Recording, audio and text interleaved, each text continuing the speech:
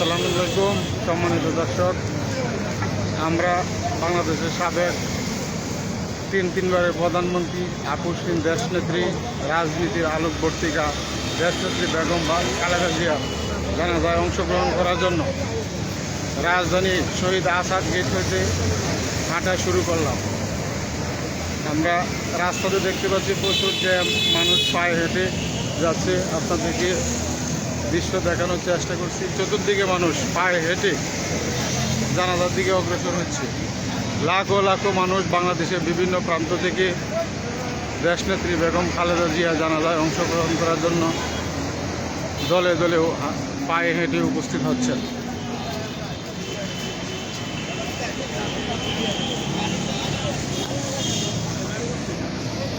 আমার সাথে রয়েছেন আমার বন্ধু তহিদুল ইসলাম, আরও আমাদের সাথে অনেক লোক কিশোরগঞ্জ থেকে এসেছেন। এখন এরকম একটা পরিস্থিতির মাঝে আছি যে এলোমেলো হয়ে গেছে সবাই, কে কোথায় আছে খুঁজে পাচ্ছি না। ফোনের নেটওয়ার্কও এখানে অল্প। আপনাদেরকে দেখানোর চেষ্টা করছি পায়ে হেঁটে মানুষ কীভাবে জানাজার দিকে অগ্রসর হচ্ছে।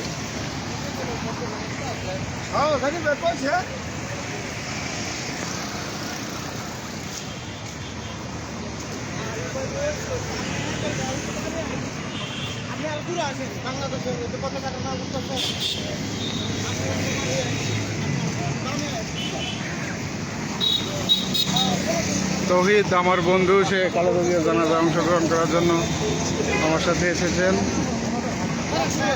সাথে এসেছেন কিশোরগঞ্জ থেকে আরও অনেক নেতৃবৃন্দ, কিন্তু আমরা এখন সবাইকে একসাথে করতে পারতেছি না। আমরা একটু অপেক্ষা করি, দেখি যারা আমাদের সাথে এসেছে তাদেরকে একত্র করা যায় কিনা।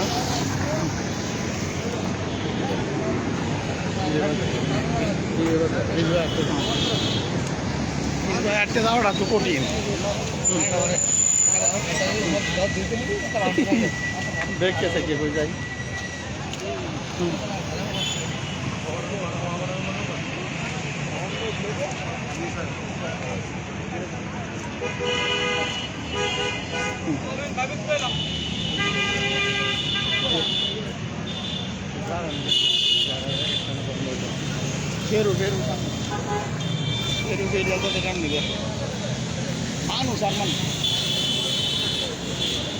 প্রচুর লোক পায়ে হেঁটে জানাজার দিকে মানিক মিয়া অ্যাভিনিউ অর্থাৎ সংসদ ভবনের দক্ষিণ প্লাজার দিকে অগ্রসর হচ্ছে।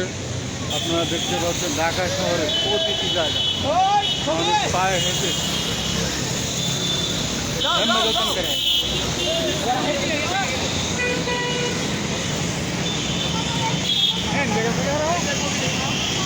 পণ্ডিত।